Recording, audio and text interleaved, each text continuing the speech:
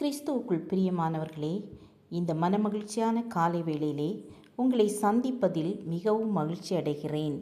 இன்றைய தினம் நாம் தியானிக்கப் போகிற வசனம் அப்போஸ்தல நடபடிகள் 20ஆம் அதிகாரம் 30ஆம் வசனம். உங்களிலும் சிலர் எழும்பி சீஷர்களை தங்களிடத்தில் இழுத்து கொள்ளும்படி மாறுபாடானவைகளை போதிப்பார்கள் என்று அறிந்திருக்கிறேன்.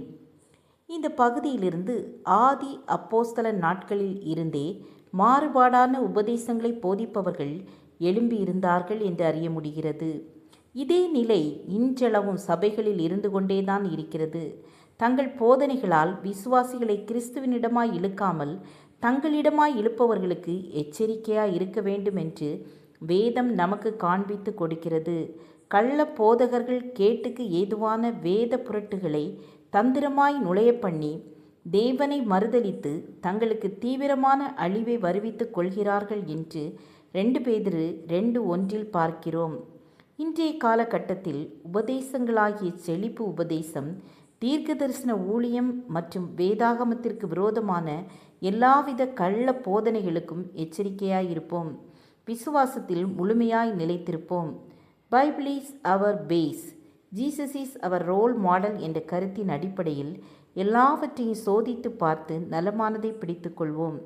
இயேசுவின் 2ஆம் வருகைக்கு முன்பதாக ஜனங்களை வஞ்சிக்கும்படியாக இப்படிப்பட்டதான கள்ள போதகர்கள் நிச்சயம் எழும்புவார்கள்.